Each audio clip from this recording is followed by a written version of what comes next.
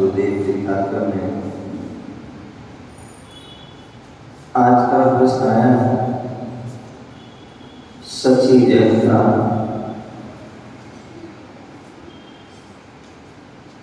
हाँ, मेरा नाम सची जैन है। मुझे मेरा प्रश्न ये है कि विश्वास और श्रद्धा में क्या अंतर है? हाँ पूछिए।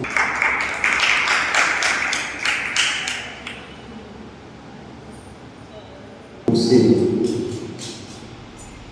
और जिनवाणी आदि में भी पढ़ते सुनते हैं, बहुत सारे शब्द आते हैं। हमें भगवान पर श्रद्धा करना चाहिए, हमें भगवान पर आस्था रखना चाहिए, हमें भगवान पर विश्वास रखना चाहिए और भी व्यवसाय में रुचि होना चाहिए। तो ये सब बहुत सारे शब्द आते हैं। जैन धर्म में एक नाम वाला ग्रंथ है, उन नाम वाला ग्रंथ में भी एक शब्द के अनेक नाम आते हैं। क्या आते हैं? एक शब्द के अनेक नाम आते हैं और के नाम के सभी के लगभग अर्थ भी एक से होते हैं। पर्यायवाची नाम आपने सुने होंगे, स्कूल में पढ़ते हैं, आकाश के, जल के, है बहुत सारे नाम। तो उनमें क्या होते हैं? नाम अलग अलग होता है लेकिन अर्थ सबके एक होते हैं। जैसे शास्त्र में नाम आता है इंद्र, शक, पुरंदर। शब्द अलग है लेकिन नाम उनका जो है अलग है, लेकिन सबके काम एक ही है। इसी प्रकार यहाँ पर जो विश्वास है, ठीक है ना, चाहे वो श्रद्धा हो, आस्था हो, रुचि हो, ये सभी लोग समान हैं। हमें देव साधु को श्रद्धा रखना चाहिए, देव साधु को विश्वास रखना चाहिए, देव साधु को आस्था रखना चाहिए। तो ये क्या है? सभी ग्रहों के जो है एक ही उनके लिए है, ठीक है, नाम है उनके सभी के अर्थ भाव सभी के एक ही है, ठीक है ना। ताली बजा सकते हैं।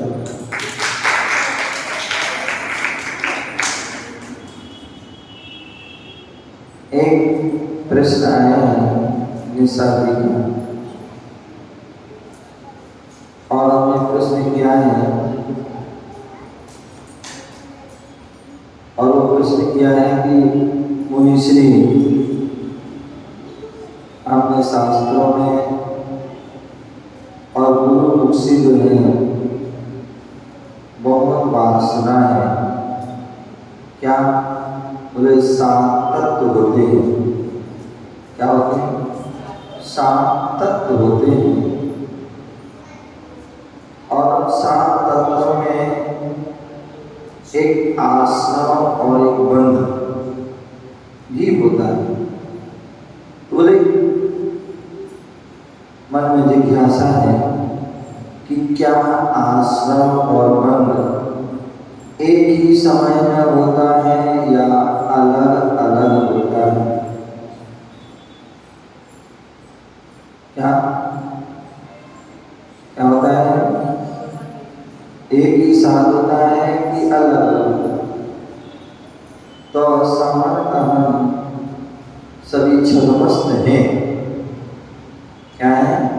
छद्मस्त है, अति शुद्ध ज्ञानी है। तो उस अति शुद्ध ज्ञानी की अपेक्षा से देखा जाए तो आश्रव और बंध एक साथ होता है। बाकी केवल ज्ञानी आदि की अपेक्षा से जो है वो देखेंगे तो हो सकता थोड़ा बहुत समय भेद हो, अन्यथा दोनों ही एक जहाँ आश्रव हुआ तुरंत बंद हो गया। समझ गया? यदि आपके अंदर कोई भी क्या होगा कोई भाव ऊंचे, चाहे वो शुभ हो चाहे वो शुभ हो, तो तुरंत जो है उस समय आश्रय हो जाएगा। आश्रय होगा तो वहां बंध भी निश्चित है। ऐसा नहीं हो सकता कि आश्रय हो और बंध न हो। एक दूसरे के पूरक हैं, एक दूसरे के सहयोगी हैं। आश्रय बंध और संबंध निर्जरा, यहाँ जीव और अजीव एक दूसरे क्या है, एक लगभग जैसे एक सिक्के के दो पहलू। जहाँ जीव होगा वहाँ जो है जीव की पहचान होगी, तो वहाँ आसपास अजीब भी कोई होगा, तभी हम उसको जान पाएंगे ये जीव है या अजीब है। उसी प्रकार जहाँ आश्रय होगा वहाँ बंध भी, उसी प्रकार जहाँ संबंध होगा तो निर्जरा भी प्रारंभ हो जाती है। तो इसलिए जो है कामना तब है दोनों एक साथ लागू होते हैं। बाकी सूक्ष्म में जाएंगे तो वो केवल ज्ञान का विषय। दूसरा जो है इन्होंने प्रश्न किया है, हृदय शास्त्रों में हम पढ़ते हैं सुनते हैं, दो चीज होती हैं, एक निमित्त और एक उपादान। क्या? एक निमित्त और एक उपादान, और दोनों ही अपना अपना कार्य करते हैं। निमित्त जो होता है वह प्रेरक भी होता है और राशि भी होता है। कहीं पर प्रेरणा देता है और कहीं पर वो उदास भी रहता है। लेकिन जो है एक उपादान है वह हमेशा सक्रिय रहता है, हम कितना उसका लाभ ले पाए। तो इन्होंने पूछा कि उनसे निमित्त के मिलने से समता भाव नहीं रख पाते तो उसके लिए क्या करना चाहिए। यदि हम जो है कोई निमित्त मिल गया, अशुभ निमित्त मिल गया, अशुभ निमित्त मिल गया, पाप निमित्त मिल गया, और उस समय जो है निमित्त के आदि मिल जाने पर ऐसे होते ना, मान लीजिए जो आप चाहते थे आपको निमित्त मिल जाए, वैसे सहयोगी मिल जाए, आप खुश हो जाते हैं। और जैसा आप नहीं चाहते थे वैसा मिल जाए तो क्या हो जाएगा, आप जो है दुखी हो जाएंगे, परेशान हो जाएंगे। एक है सामान्य, एक विशेष जो ज्ञानी व्यक्ति होते हैं वह क्या करते हैं, अपने ज्ञान के प्रभाव से, अपने चिंतन के प्रभाव से क्या करते हैं, और निमित्त जो है यदि खराब भी मिल जाता है, कसाय रूप मिल जाता है, पाप रूप मिल जाता है, राग रूप मिल जाता है, ईर्ष्या रूप मिल जाता है, फिर भी क्या करते हैं, वो अपने परिणामों को संभालते हैं। मान लीजिए कोई बुनियाद है, क्या है, शेफाली,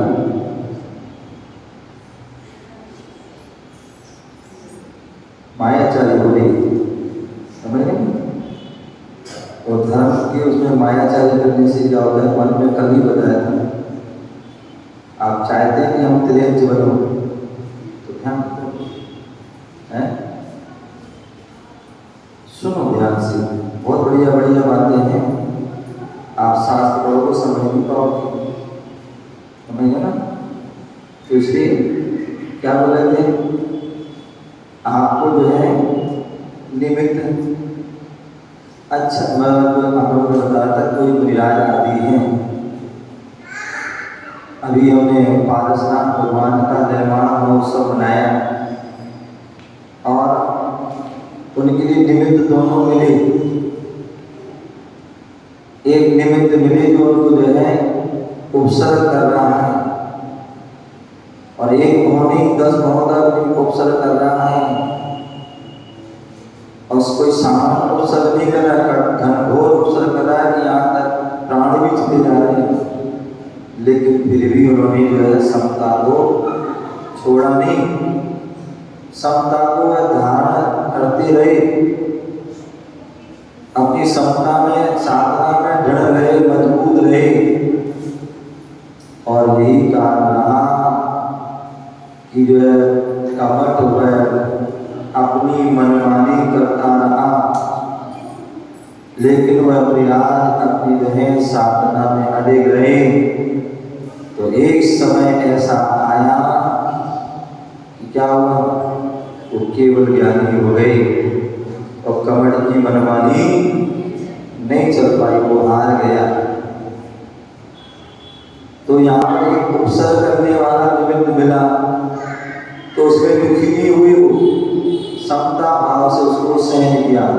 और दूसरा निमित्त मिला धनेन्द्र परमापति का, जिन्होंने उसके उपसर को दूर किया, तो उसमें वो खुशी नहीं हुई, ज़्यादा सख्ती हो गई। दोनों में ही वो समता भाव बनाए रखे, निमित्त दोनों मिले, एक उपसर्ग करने वाला मिला और एक उपसर्ग दूर करने वाला मिला, दोनों में ही समता।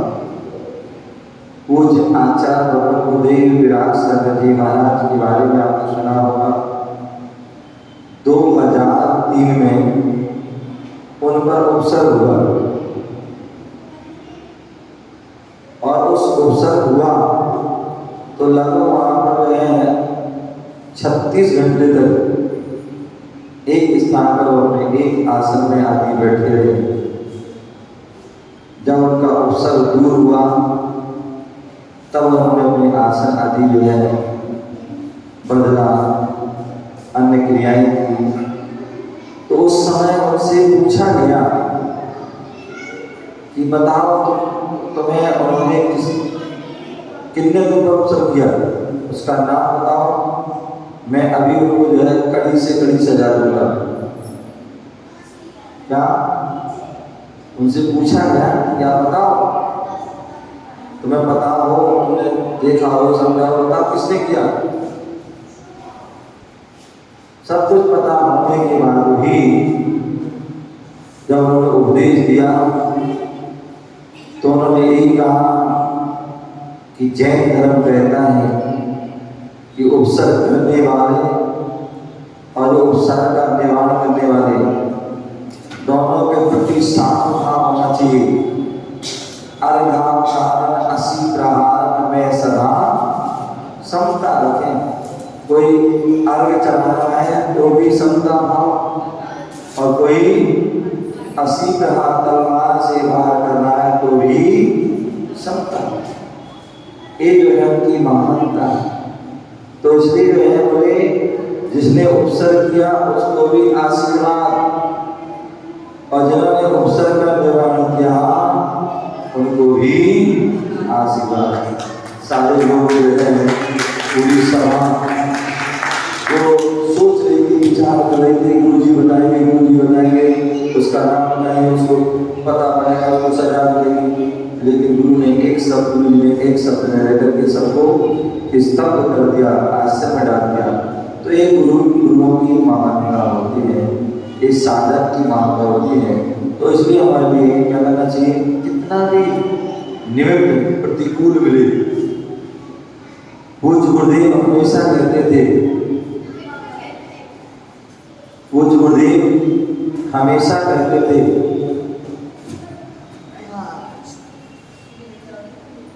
बेटा अनुकूलता में सभी साधना करते हैं, अनुकूलता में सभी साधना करते हैं, कोई बड़ी बात नहीं।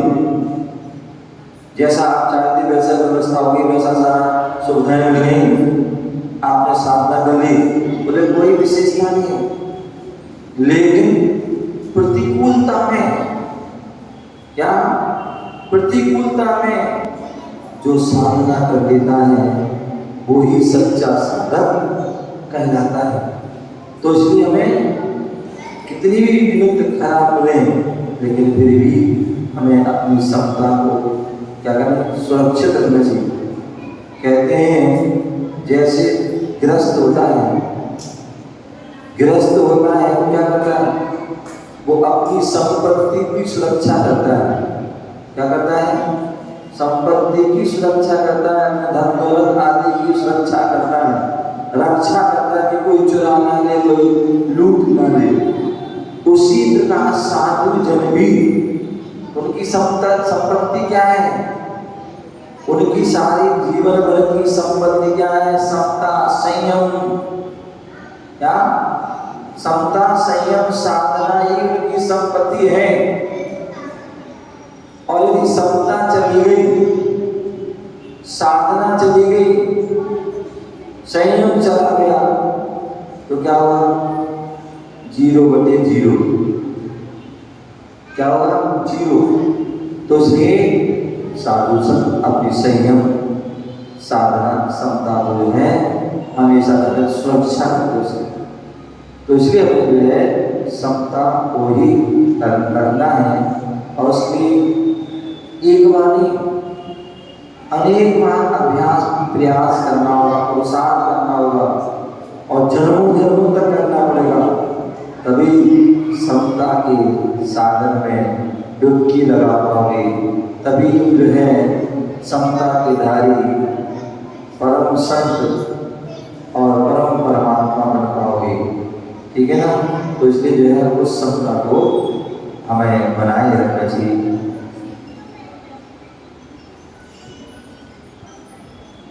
एक प्रश्न आया है,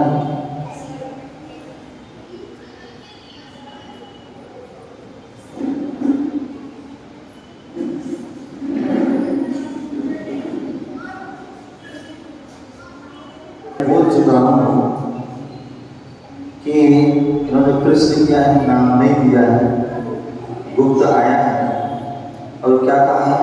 बोले पूरी श्री प्रश्न है कि जब हम चौका लगाते हैं तो जिसका चौका होता है वो लोग तो पीछे रह जाते हैं और दूसरे लोग उस चौके में घुसपैठी बन करके आहार देने लगते हैं और हटते नहीं, वो सामने बड़े होते हैं। वहीं कहते हैं तो क्या करना चाहिए? तो ध्यान रखिए, सबसे पहली बात तो मैंने पहले कहा था कि आप चौका नहीं लगाओ। क्या नहीं लगाओ? चौका नहीं लगाओ। जब भी तुम चौका लगाओगे तो विकल्प होगा। क्या? जब भी तुम चौका लगाओगे विकल्प होगा। आप शुद्ध भोजन करो, कोई विकल्प नहीं होगा। क्या? शुद्ध भोजन करो, आज को पालन कर लो। हम लोग बताए कई बार में बताया ना, कैसे कई बार में किए। काशी में हम लोगों ने किया, बड़ौद आदि में किया, उस्मानपुर में किया, आदि जो है देहरादून आदि में किया। क्या? बहुत से लोग नियम लेते थे कि हम जो 4 महीने शुद्ध भोजन करेंगे, किसी ने 2 महीने शुद्ध भोजन करेंगे, कोई 1 महीना शुद्ध भोजन करेगा, कोई 15 दिन, कोई हफ्ता आदि, जिसकी जैसी आप शुद्ध भोजन कीजिए। और भगवान खड़े होकर रहिए, मुनिराज आ गए तो ठीक है, अपने जो घर में है उनको जो है आहार दें, और नहीं आए तो अपने शुद्ध भोजन कीजिए। ठीक है ना? जहाँ तुम चौका लगाते हो ना, तुम चौका लगाते हो ना, तो बाहर वाले छक्का लगने आ जाता है। क्या? तुम चौका लगाते ना, वो छक्का लगाने आ जाते हो, तुम पीछे रह जाते हो, छक्का लगा के चले जाते हो। तो इसलिए तुम चौका नहीं लगाओ। और तो बाकी जो है, क्योंकि शुद्ध भोजन में किसी को बुलाने की आवश्यकता नहीं है, न किसी को पता होगा ना कोई आएगा। ठीक है ना?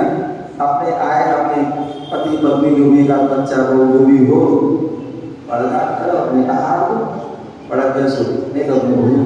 फिर भी जो है चलो, जो आपकी व्यवस्था है, यदि फिर भी आप जो है क्या करते हैं, ये करते हो, तो मैंने पहले ही कहा था कि हमारे गुरु जी का आदेश, गुरुदेव का उपदेश, हम किसी के घर में पहली बात तो जाना नहीं थी बिना बुलाए। तो कहते हैं जो बिना बुलाया जाता उसका अपमान, मतलब उसका सम्मान नहीं होता। और जो बुलाते हैं ना, तो उसका सम्मान होता है। तो इसलिए हमें क्या होना चाहिए, बिना बुलाए जाना नहीं चाहिए। और यदि हम जाते हैं तो प्रवेश करने के पहले पूछ लेना चाहिए। क्या करना चाहिए, पूछ लेना। संदीप भाई क्या करना चाहिए, पूछ लेना चाहिए हमें कि दीदी जी पंजन का चौका पूछ लो, बोले आपके चौके में आ जाए क्या, चिपरा जी तुम्हारे चौके में आ जाए, ममता जी तुम्हारे चौके में आ जाए। अब ममता चाहे तो बुला सकते, आज हमारी दीदी आपका चौका आ जाओ, वो चाहे बोले अभी नहीं बाहर खड़े रहो, उनकी इच्छा। अब तो उसमें घुसपैठ भी कर, जो उन्होंने कहा, जो उन्होंने किया वैसे करो। उन्होंने यदि आज्ञा दी तुम्हें आइए दीदी तो चले जाओ, और नहीं कहा उन्होंने तो फिर वहीं खड़े रहो जब तक वो तो बुलाए नहीं, बिल्कुल नहीं जाना, समझ गए ना, तो तुम्हारा सम्मान रहेगा। और जब उन्होंने बुला लिया तुम्हें अंदर, तो अब यदि आप कुछ ले गए हो तो साइड में पहले शोधन आदि कर लो और उनसे पूछो, दीदी जी आपके चौके में हम आहार देंगे क्या, पूछो। ममता तुम्हारे चौके में आहार दे दें, वंदना तुम्हारे चौके में आहार दे दें। अब वंदना कहे कि हाँ भाई दे लो, अरे आप ही का चौका है तो देना, अंतः ऐसा नहीं वंदना को पीछे करो और आगे घुस जाओ, समझ गया ना, तो घुसपैठ ही नहीं बनना, समझ गया ना। तो इसलिए पूछिए, क्या करिए, पूछिए, जाने के पहले पूछिए और देने के पहले, यदि उनकी सामग्री देते हो तो भी पूछ लेना, तो भी पूछ लेना। अन्यथा अब जिसने बनाया उसे पता है हमने क्या क्या बनाया, आप पूछे गए हो दिल में सारा कर दिया है, पूरा जो है भूचान डाल देते वो, समझ ना।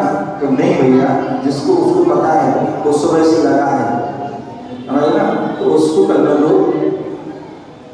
इसलिए मैंने देखा, मैं जब भी बहुत से लोग आते हैं वो शुद्धिकरण को, वो अंजलि गुरुवार को मुद्रा चढ़ाने लगते हैं, कोई थाली देना, बोले नहीं, किसका चौका है, ऐसा कोई भी पहले बुला दिया जाता है, बोले नहीं, जिसने अपनी मेहनत की है, जिसने भाव बनाया है उसको करने दो, तो डेली करते हो। तो ये नहीं, जिसका करना है उसको करने दो, सिखाओ यार, यदि उसको नहीं आता है तो सिखाओ उसको, वो तो अच्छी बात है, वो तो आगे हो जाओ, उसको पीछे रखो, सारी मेहनत बेकार रहेगी। तो इसलिए इस बात का हमें ध्यान रखना चाहिए। और फिर भी यदि कोई ना माने, समझ गया ना, तो तुम समता रख लियो, क्या नाम तुम्हारा, क्या नाम, क्या नाम, किरण, ओहो किरण, तुम समता मान, कोई बात नहीं, देनेंदु, हमारे भाव अच्छे हैं, महाराज मुनिराज के आहार निर्विघ्न हो जाए, क्या हो जाए, निर्विघ्न हो जाए, ठीक है ना। अंत में ये भावना वाली हो, बस 1 ग्राम भी दे दिया आपने, निर्विघ्न भी हो गया, तो भी आपको पूरा फल मिलेगा। क्या मिलेगा, पूरा फल। आप जिसका चौक वो है ना, उसको पूरा मिलेगा, वो पूरा आहार देगा, दूसरा वाला उसको आधा फल मिलेगा, क्योंकि तो उसके टूटे का उसमें भी जाएगा, समझ गया ना। और तुमने पूरा मेहनत करी और एक ग्राम दिया तो भी पूरा फल मिलेगा। तो इस बात का हमें ध्यान रखना है, ठीक है ना।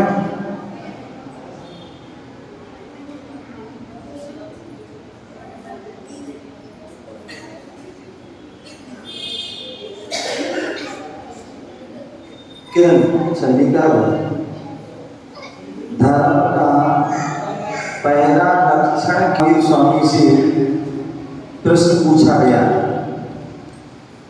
जैसे आपने पूछा वैसे महावीर स्वामी से प्रश्न पूछा रानी चेतना ने, राजा सैनिक ने गौतम स्वामी के माध्यम से कि धर्म क्या है। तो उन्होंने अपने ज्ञान से जाना कि समुद्र में बहुत सारे लोग बैठे हैं, ठीक है ना, हिंसक लोग भी बैठे हैं, और वो ऐसे लोग भी हैं जो मिथ्या से ग्रसित थे, ऐसे भी जो असहमी हैं, ऐसे भी हैं जो सहमी भी हैं। तो उन्होंने क्या किया, उन्होंने क्रम से सबसे पहले जो हिंसक जीव भी बैठे हैं, शेर आदि क्या है, तो उन्होंने कहा क्या, अहिंसा परमो धर्म, जीवों की प्यार, जीवों की हिंसा नहीं करना, जीवों की हिंसा नहीं करना, तो क्या है, अहिंसा है, और वही सच्चा धर्म है। आप लोग क्या करते, पर पढ़ते ही हो, फॉलो नहीं करते इसको, वहां से जैसे बाहर निकलते हो, घर में पहुंचते हो, नौकरानी ये वो उनको सताना, क्या करते हो, प्रारंभ करते हो, झूठ बोलना प्रारंभ कर देते हो, सारे कर्म करते हो। तो ध्यान रखिए, केवल पंक्तियों को पढ़ना ही नहीं है, क्या पंक्तियों को पढ़ा और पढ़ गए, वो नहीं करना है, पढ़ करके उसे जो है चरितार्थ ही करना है।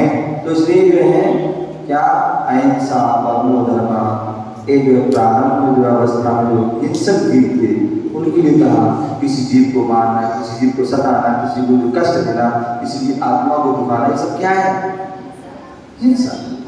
ये नहीं करना, यही सबसे बड़ा धर्म है। और उन्होंने कहा, बोले इससे क्या होगा, बोले ये कब कर पाओगे, बोले दया विशुद्धो धम्मो, जब आपके अंदर दया भाव होंगे तभी आपके अंदर विशुद्धि आएगी, तभी आप जो है एक काम कर पाओगे, जीव की हिंसा नहीं। जिसके अंदर विशुद्धि चल रही हो वो कभी हिंसा नहीं करेगा, समझे ना। तो इसलिए बोले दया विशुद्धो धम्मो, दया को धारण कीजिए, विशुद्धि आएगी, हिंसा से अपने आप बच जाओ। दूसरे उन्होंने कहा, बहुत से मिथ्या दृष्टि, गौतम बुद्ध क्या थे, पहले मिथ्या दृष्टि थे, मिथ्या का पोषण करने वाले थे, और भी बहुत से थे। तो उन्होंने कहा, क्या कहा, दंसन मूलो धम्मो, क्या, दंसन मूलो धम्मो, बोले सम्यक दर्शन को धारण कीजिए, देव शास्त्र पर विश्वास कीजिए, रुचि रखिए, आस्था कीजिए।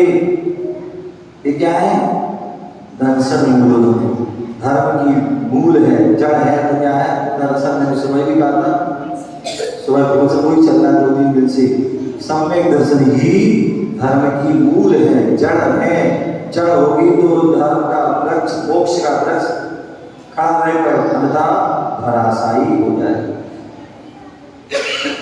तो दंसन मूल धर्म, जब उन्होंने देखा कि बहुत से असहमी लोग बैठे, जैसे अभी क्या सारे लोग बैठे, क्या है सब अधिकांश असहमी हैं, असहमी हैं, तो उन्होंने क्या कहा, उन्होंने कहा चारित्र ही धर्म का मूल है, और चारित्र नहीं है धर्म का पालन नहीं हो पाए।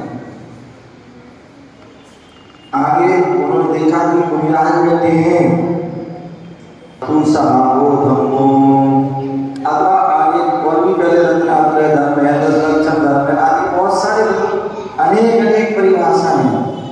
तो क्या कहा, वस्तु सहावो धम्मो, वस्तु का जो स्वभाव है वो धर्म है। क्या है, जो वस्तु का स्वभाव है वो धर्म है। जीव का स्वभाव क्या है, जानना और देखना उनका स्वभाव है। ज्ञान उपयोग दर्शन उपयोग उनका जो है वो है, ज्ञान चेतना दर्शन चेतना का क्या है, विलक्षण है। यदि ये नहीं है तो वो जीव नहीं है। पानी का स्वभाव क्या है, शीतलता है। अग्नि का स्वभाव क्या है, उष्णता। उसी प्रकार मृग का स्वरूप क्या है, जो वस्तु है उस स्वभाव में अपा सुपरम आत्मा के स्वभाव में ही लीन रहे। इस प्रकार से उन्होंने जो है धर्म के बहुत सारे उन्हें बताया दर्शन। चलिए, और एक प्रश्न है, लगभग 2 प्रश्न हैं, 2 लोगों के आए हैं।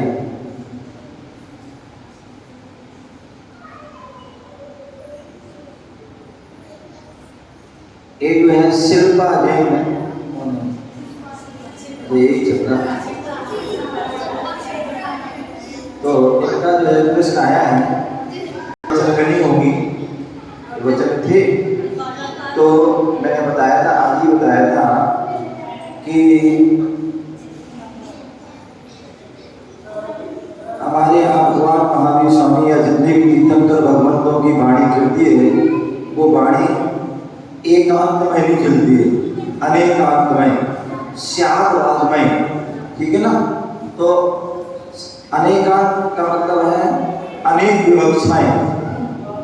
क्या अनेकांत का मतलब होता है अमिता, क्या बोले बाद में सुनो ध्यान से अथवा मन से, ठीक है ना। तो इसलिए क्या करना है, क्या बोले अनेकांत, जहाँ